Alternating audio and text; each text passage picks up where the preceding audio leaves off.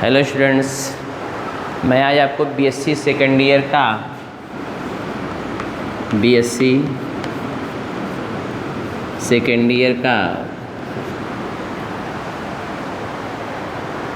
Digestion in small intestine, ये मैं पहले से ऑलरेडी लिख दिया हूँ ताकि आपका टाइम निकल लो। डाइजेशन इन स्मॉल इंटेस्टाइन मैंने तो पहले पढ़ा दिया है। Digestion in buccal cavity, digestion in stomach, तीसरा है digestion in small intestine. Small intestine में जो डाइजेशन होता है आपको बता दें, पहली बात तो जान लीजिए, आपका जो स्मॉल इंटेस्टाइन होता है, नाम है स्मॉल इंटेस्टाइन, लेकिन 6.5 मीटर तक लंबा होता है। अब आप कहीं से जितना छोटा सा पेट है तो इतना लंबा इंटेस्टाइन कैसे होगा? इधर एकदम उसी में क्वाइल किया रहता है। स्मॉल इंटेस्टाइन के 3 पार्ट हैं, मैंने आपको पहले ही बताया है। डुओडेनम पहला पार्ट है 25 सेंटीमीटर, जेजुनम दूसरा पार्ट है 2.5 मीटर, और डुओडेनम 25 सेंटीमीटर है, जेजुनम जो है 2.5 मीटर का है, और इलियम 3.5 मीटर का। मैं फिगर में एलिमेंट्री कैनाल लिखा हुआ हूँ, ठीक है, एलिमेंट्री कैनाल का जो मैंने फिगर बनाया है। तो मेजर डाइजेशन, मुख्य डाइजेशन लगभग कहाँ हो जाता है? डुओडेनम में, 25 सेंटीमीटर वाले एरिया में, वही जो सी शेप्ड होता है। कैसा होता है? C shaped. डुओडेनम में डाइजेशन कंप्लीट हो जाता है। कहाँ पे कंप्लीट होता है? डुओडेनम में। लगभग, थोड़े बहुत आगे होता रहता है, लेकिन कंपटीशन में तो हम लोग जो पढ़ाते हैं वही बताते हैं कि डाइजेशन डुओडेनम में कंप्लीट हो जाता है। ये मैं नहीं बोल रहा हूँ, एनसीईआरटी वगैरह बुक भी बोलती हैं, जो नीट उट के लिए मान्य हैं। और लेकिन हम लोगों का जो आपके यहाँ बीएससी की बुक्स चलती हैं उसमें दिखा रहता है कि नियर अबाउट डाइजेशन, लगभग डाइजेशन कहाँ कंप्लीट हो जाता है? डुओडेनम में।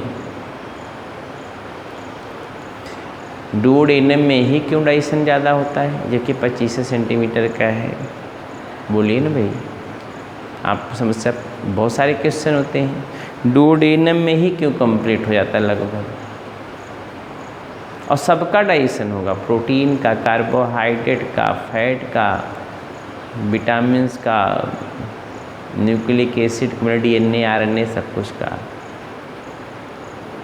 आपने कभी सोचा है, आपको पढ़ाया जाता है कि डीएनए की सिंथेसिस आपकी बॉडी में होती है। आपसे पूछा जाए आप डीएनए खाते हो? बोलिए, आपका आंसर क्या होगा? डीएनए आप नहीं खाते हो। ऐसा बोलोगे नहीं, डीएनए आप खाते हो। मैं बोल रहा हूँ डीएनए आप खाते हो। कैसे? जो भी आप वेजिटेबल्स ले रहे हैं, ग्रेन ले रहे हैं, सब में सेल तो होगा ही। सेल में न्यूक्लियस भी होगा, न्यूक्लियस में डीएनए होगा, तो डीएनए को आप खाओगे तो पचाओगे भी। बोलिए ना। तो डुओडेनम जो पार्ट होता है वहाँ पर प्रोटीन का डाइजेशन होता है, कार्बोहाइड्रेट का डाइजेशन होता है, फैट का डाइजेशन होता है, न्यूक्लिक एसिड का, डीएनए आरएनए का डाइजेशन होता है, विटामिन्स का भी होता है। बात समझ रहे हैं ना? सबका डाइजेशन कहाँ होता है? स्मॉल इंटेस्टाइन के डुओडेनम पार्ट में मोस्टली। डुओडेनम जो होता है सी शेप्ड स्ट्रक्चर होता है, उसमें ही डाइजेशन इतना ज़्यादा क्यों होता है? कारण है क्योंकि जो बाइल डक्ट से बाइल जूस आता है वो कहाँ आता है? डुओडेनम में। बाइल डक्ट से बाइल जूस कहाँ आता है? डुओडेनम में। बाइल डक्ट से बाइल जूस कहाँ आता है? डुओडेनम में। पैंक्रियाज से जो पूरी एंजाइम होती है वो कहाँ आती है? डुओडेनम में। और डुओडेनम में खुद ही सक्कस इंटेरिकस या इंटेस्टाइनल जूस निकलता है। ये देखो दिखाया गया, इंटेस्टाइनल जूस निकलता है। तो डुओडेनम में सब सारे जूस आके मिल रहे हैं, तो डाइजेशन तो वहाँ ज़्यादा होगा ही, होगा ना। अब ज़रा ध्यान दीजिएगा, आपसे कोई क्वेश्चन पूछे, बेटा ये बताओ इंटेस्टाइन की दीवार जो है डाइजेस्टिव एंजाइम से कैसे प्रोटेक्ट होती है, तो आपको पता होना चाहिए। आपके इंटेस्टाइन में जो म्यूकस सेल होती हैं म्यूकस सेल, वो म्यूकस सेल क्या करती है, म्यूकस लेयर सिक्रेट करती हैं जो आपके किसको, आपके एलिमेंट्री कैनाल के अंदर वाली लेयर को क्या करती हैं, प्रोटेक्ट करती हैं। एलिमेंट्री कैनाल की लेयर को क्या करती हैं, प्रोटेक्ट करती हैं। हमारी बात समझ गए हैं? एलिमेंट्री कैनाल के लेयर को क्या करती हैं, प्रोटेक्ट करती हैं। और बात आपको बता दें, म्यूकस का सिक्रेशन डुओडेनम की कौन सेल करती हैं, उसका नाम ब्रूनर्स ग्लैंड है। Brunner's gland. क्वेश्चन आपसे पूछता है ब्रूनर्स ग्लैंड जो सब म्यूकोसा लेयर में पाई जाती हैं। ब्रूनर्स कंपटीशन पूछता है, ब्रूनर्स ग्लैंड कहाँ पाया जाता है, हर सब म्यूकोसा में। कहाँ पाया जाता है भाई, सब म्यूकोसा में। कहाँ पाया जाता है, सब म्यूकोसा में। सारी एंजाइम जो होती हैं, सारी एंजाइम जो है, सारी ग्लैंड म्यूकोसा में पाई जाती हैं, लेकिन ये कहाँ पाया जाता है, सब म्यूकोसा में। कहाँ पाया जाता है, सब म्यूकोसा में। ठीक है, अब आप जरा ध्यान दीजिए, सब म्यूकोसा लेयर पाई जाती हैं। ब्रूनर्स ग्लैंड से म्यूकस निकलता है डुओडेनम में स्पेशली, और वो सब म्यूकोसा लेयर में होती है, ये भी स्पेशल बात है। तो मैंने आपको बताया जो डाइजेशन होता है स्मॉल इंटेस्टाइन में मोस्टली कहाँ होता है, डुओडेनम में। दो प्रकार के एंजाइम्स के द्वारा होता है, दो प्रकार के एंजाइम्स के द्वारा होता है डाइजेशन। एक तो पैंक्रियाटिक जूस के द्वारा, मतलब पैंक्रियास से निकलने वाला जो एंजाइम्स होता है, और एक इंटेस्टाइन स्वयं निकालती है, उसके द्वारा डाइजेशन होता है। तो एक बात आप ध्यान दीजिए, पहली बात जान लीजिए,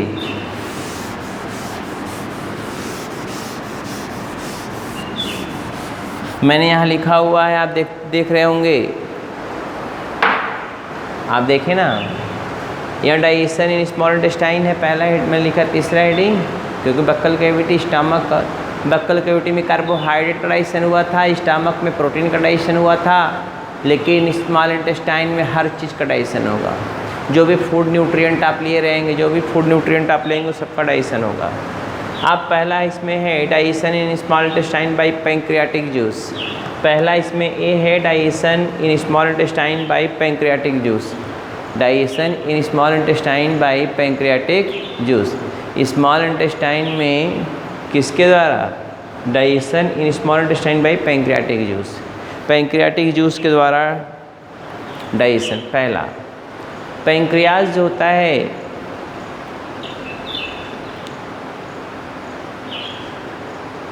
पैंक्रियाज जो होता है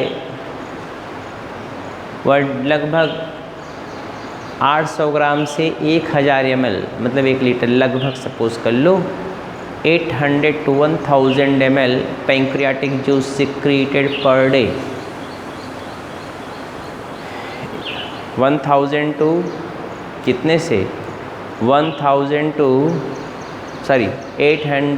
1000 pancreatic juice secreted per day, प्रतिदिन सीक्रेट होता है, जिसका पीएच होता है, पीएच जो होता है वो एल्कलाइन होता है। पीएच क्या होता है, एल्कलाइन। 7 के ऊपर कुछ भी, 7.6, 7.8, 7.9, 7.10, कुछ भी कोई बुक दे सकता है, एल्कलाइन होता है। 7 के ऊपर होगा, 7.3, 7.4, 7.5, 6, 7, 8, जो भी 7 दशमलव के ऊपर 8 तक जाता है, तो ये एल्कलाइन मीडियम में काम करता है पैंक्रियाज। पैंक्रियाज से जो एंजाइम निकलती हैं वो 6 एंजाइम निकलती हैं, लगभग 6 या 7, अभी गिन लिखते हैं तो हो सकता है गिनती में डिफरेंस आ जाए, क्योंकि मैं जानती हूँ 6 या 7 एंजाइम निकलती हैं। पीएच मैंने बता ही दिया, लगभग ये पीएच इसका 1 कितना होता है, 7.3 to 8 तक, अल्कलाइन। तो पहला आप देख रहे हो digestion in small intestine by pancreatic juice, किसके द्वारा, पैंक्रियाटिक जूस के द्वारा आप डाइजेशन देख रहे हो। क्या देख रहे हो, पैंक्रियाटिक जूस के द्वारा डाइजेशन। ठीक है ना भाई। तो पहला आप देखो पैंक्रियाटिक जूस के द्वारा, पहले इसको समझ लीजिएगा।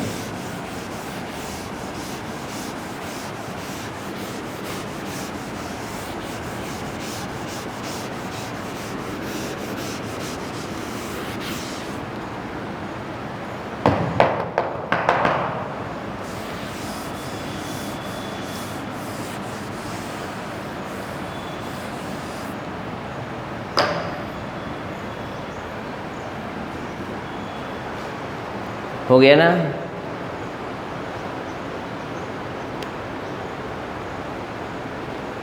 तो पैंक्रियाटिक जूस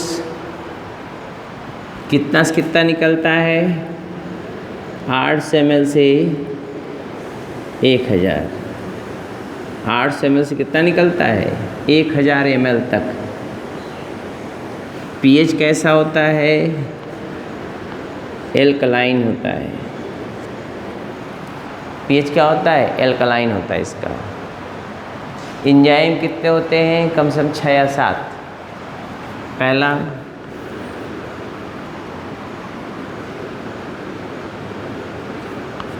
ट्रिप्सिन, दूसरा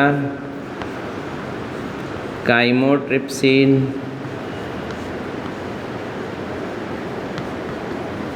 तीसरा कार्बोक्सी पेप्टिडेज, चौथा अल्फा एमाइडेज,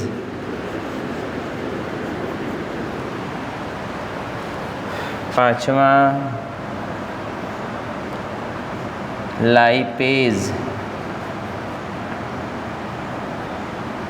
या स्टीएप्सिन, लाइपेज आर स्टीएप्सिन। छठा होता है न्यूक्लिएज, इसको 2 भागों में किया गया है, डीएनएज और आरएनएज।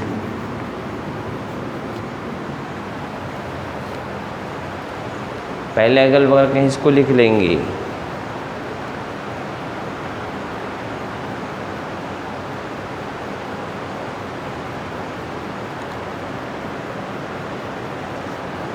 मैंने आपको बताया लगभग पैंक्रियाटिक जूस जो होता है कितना निकलता है? 800 से लेकर 1000 ml तक।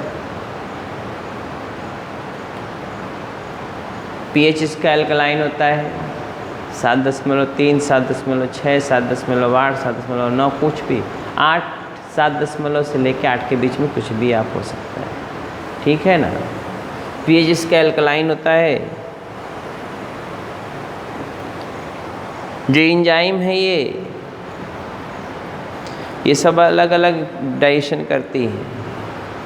ये तीनों प्रोटीन डाइजेस्टिव एंजाइम है। तीनों क्या है? ये protein digestive enzyme, protein digestive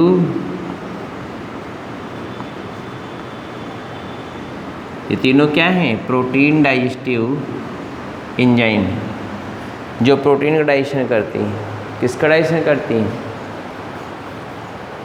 protein का डाइजेशन करती हैं। ठीक है ना भाई? किसका डाइजेशन करती हैं? प्रोटीन का। ये प्रोटीन डाइजेस्टिव एंजाइम है। ठीक। ट्रिप्सिन जो होता है ट्रिप्सिनोजेन के फार्म में होता है। किस फार्म में होता है? ट्रिप्सिन जो होता है वो ट्रिप्सिनोजेन के फार्म में होता है। इसको एक्टिवेट करने के लिए क्या होता है? इंटेरोकाइनेज होता है। इसको एक्टिवेट करने के लिए क्या होता है? इंटेरोकाइनेज। कौन होता है भाई? इंटेरोकाइनेज। तो यह मैंने क्या कहा? ट्रिप्सिन जो होता है वो ट्रिप्सिनोजेन के फार्म में निकलता है। किस फार्म में निकलता है? ट्रिप्सिनोजेन के फार्म में और ये ट्रिप्सिनोजन के फार्म निकलता है और करता क्या है, यह प्रोटीन का डाइजेशन करता है। प्रोटियोजेज और पेप्टोन्स या प्रोटीन को तोड़ता है पेप्टाइड लेवल तक। किस लेवल तक? पेप्टाइड लेवल तक। अब ज़रा ध्यान दीजिएगा, काइमोट्रिप्सिन, ये काइमोट्रिप्सिनोजन के फार्म निकलता है। किस फार्म निकलता है? काइमोट्रिप्सिनोजन, जो कि इनएक्टिव है। क्या है ये? इनएक्टिव। ये भी ये समय एक्टिव है। किस फार्म निकलता है? इनएक्टिव फार्म इसका कौन सा है? काइमोट्रिप्सिनोजन। इसको एक्टिवेट कौन करता है? ट्रिप्सिन। जब ये एक्टिवेट करेगा तब काइमोट्रिप्सिन क्या करेगा? तब काइमोट्रिप्सिन प्रोटीन को, प्रोटियोजेस को, पेप्टोन्स को पेप्टाइड में तोड़ेगा। ठीक है ना भाई? कार्बोक्सीपेप्टिडेज, ये तीसरा एंजाइम याद करना पड़ेगा। COR है ये, कार्बोक्सीपेप्टिडेज। ये कार्बोक्सीपेप्टिडेज जो होता है, ये कार्बोक्सीपेप्टिडेज होता है, ये भी इनएक्टिव एंजाइम के रूप में निकलता है। प्रोकार्बोक्सीपेप्टिडेज, प्रोकार्बोक्सीपेप्टिडेज, समझ रहे हैं ना? इसको एक्टिवेट करने के लिए भी ट्रिप्सिन एंजाइम होता है। ट्रिप्सिन को इंटेरोकाइनेज ने, ट्रिप्सिनोजन को इंटेरोकाइनेज ने एक्टिवेट किया और ये इसको एक्टिवेट किया, यही इसको एक्टिवेट किया, तब ये कार्बोक्सीपेप्टिडेज बन जाता है। ठीक है ना? फिर समझ लीजिए, यह कार्बोक्सीपेप्टिडेज ऐसे नहीं निकलता। किस फार्म में निकलता है? प्रोकार्बोक्सीपेप्टिडेज के रूप में। किस रूप में निकलता है? प्रोकार्बोक्सीपेप्टिडेज के रूप में निकलता है। ठीक है ना?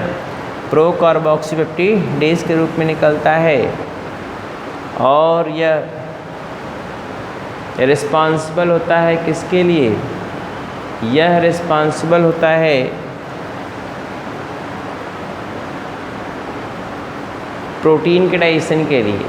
यह प्रोटीन प्रोटियोजेज और पेप्टोन्स को तोड़ता है पेप्टाइड लेवल तक। मैं सब रिएक्शन के साथ लिखूंगा, टेंशन न लीजिएगा। अभी तक एडवर्टाइज एक तरह से एक जो होता है सिंपल लेक्चर दे रहे हैं समझाने के लिए। फिर है अल्फा एमाइलेज, या माइलेज भी लिख दोगे तब भी काम चलेगा। अल्फा एमाइलेज, ये अल्फा एमाइलेज होता है, यह कार्बोहाइड्रेट को तोड़ता है। किसको तोड़ता है? कार्बोहाइड्रेट को तोड़ता है। स्टार्च को तोड़ देता है माल्टोज में। अल्फा एमाइलेज देखें, ये अल्फा एमाइलेज होता है वह क्या करता है? कार्बोहाइड्रेट अर्थात स्टार्च को तोड़ देता है माल्टोज में। किस में तोड़ता है? माल्टोज में। हो गया ना? अगला है लाइपेज आर एस्टिएप्सिन, यह लिपिड को तोड़ता है, फैट को। फैट जानते हैं ना, जो घी खाते हो, तेल खाते ही फैट हो, तला भुना चीज़ खाते हो, तेल युक्त जो घी या चर्बी जो भी हो, तो ये कौन तोड़ता है? लाइपेज, या इसी को एस्टिएप्सिन भी कहते हैं। क्या कहते हैं? इसी को लाइपेज भी बोलते हैं, इसी को या इसी को क्या बोलते हैं? एस्टिएप्सिन। समझ में आ रही है ना बातें भाई? अब एस्टिएप्सिन इसी को बोलते हैं। अब जरा ध्यान दीजिएगा, ये लाइपेज आर एस्टिएप्सिन, लाइपेज या एस्टिएप्सिन जो होता है यह फैट को तोड़ता है किस लेवल तक?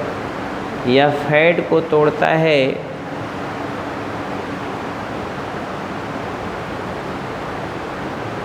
डाइग्लिसराइड 8 मोनोग्लिसराइड लेवल तक, डाइग्लिसराइड और मोनोग्लिसराइड लेवल तक। बाकी फैटी एसिड तो बनेगा ही, लेकिन फैटी एसिड और ग्लिसरॉल एकदम अलग नहीं कर पाता है, क्योंकि वो डाइजेशन इंटेस्टाइनल जूस के द्वारा होगा।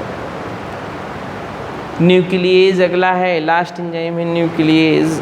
यह डीएनए को पचाता है और आरएनए को। जो आप डीएनए आरएनए खाते हो डीएनए आरएनए नहीं खाते हो आप? सोचिए, खाते हैं। गेहूँ खाएंगे उसमें भी डीएनए आरएनए जाएगा, चावल खाएंगे उसमें भी डीएनए आरएनए, पत्ती खाएंगे उसमें भी डीएनए आरएनए जाएगा। वो डीएनए आरएनए को पचाना पड़ेगा, फिर आपके बॉडी में डीएनए आरएनए बनेगा। ठीक है, तो ये तो मैंने आपको बताया पैंक्रियाटाइजेशन, तो पैंक्रियाटिक जूस हो गया। तो ये तो मैं एक बार बता रहा था। तो पहले हेडिंग आप डालेंगे डाइजेशन इन स्मॉल इंटेस्टाइन, ये हेडिंग लिखे हैं, उसमें पहले 3-4 लाइन लिखेंगे, 3-4 लाइन आप लिखेंगे।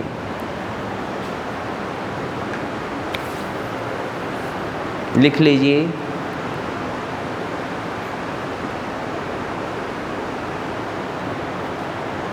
Digestion is completed in, write down, digestion is completed in, digestion is completed in, digestion is completed in,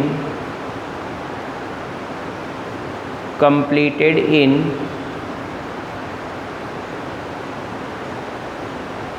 small intestine, small intestine.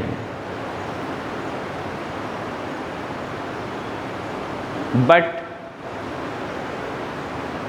most of the digestion completed in, most of the digestion completed in duodenum, duodenum, duodenum, duodenum, duodenum हो गया, duodenum, full stop। In small intestine, in small intestine, digestion occurs by, digestion occurs by, digestion occurs by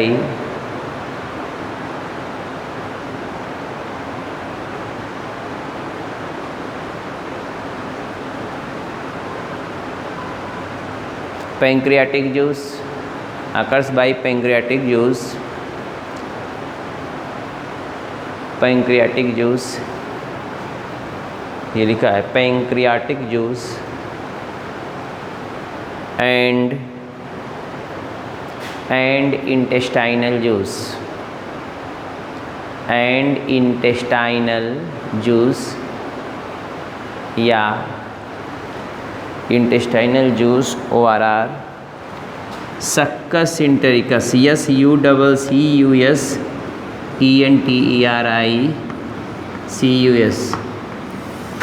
or succus entericus,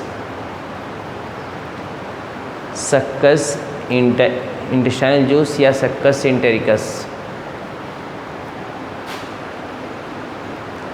हो गया, full stop. Peristalsis movement, peristaltic ऐसे भी लिख सकते हो आप, पेरिस्टाल्टिक। देखिए पेरिस्टाल्टिक ऐसे, टाल्टिक, पेरिस्टाल्टिक, या इसको आप ऐसे भी लिख सकते हो पेरिस्टालसिस, ये भी लिख सकते हो, दोनों सही है। पेरिस्टाल्टिक और peristalsis movement occurs in, movement occurs in, movement occurs in, movement occurs in peristalsis or peristaltic movement occurs in small intestine, occurs in small intestine, occurs in small intestine,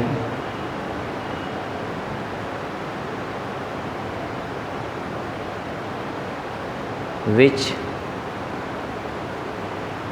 push the food particle, push मतलब ढकेलना, which push the food particle, sorry, which push the digested food towards back side, towards back side,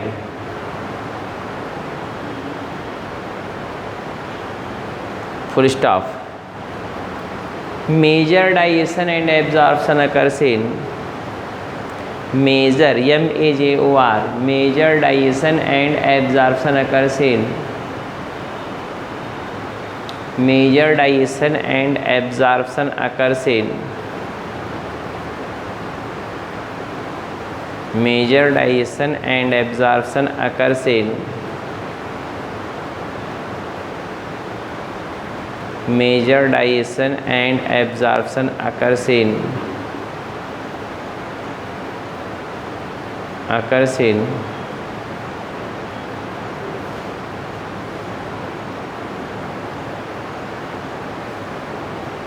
small intestine, small intestine, full stop.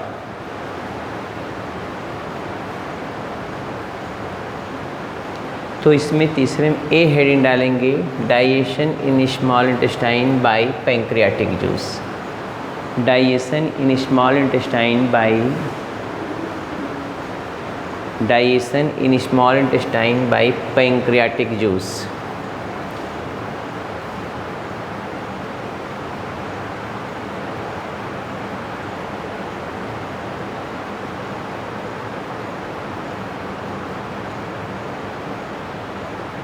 इसको side में कहीं पे लिख लीजिएगा बगल में, ताकि आपको नाम याद रहे। ऐसे सीक्वेंस में लिखवाऊंगा, भी पढ़ाऊंगा, पढ़ाते हुए लिखाते हुए निकल जाएंगे, ठीक है ना। तो इसको आप देखते रहिएगा, इसको लिख लीजिएगा, हम छोड़ दे रहे हैं इसको, आप लिख लीजिएगा।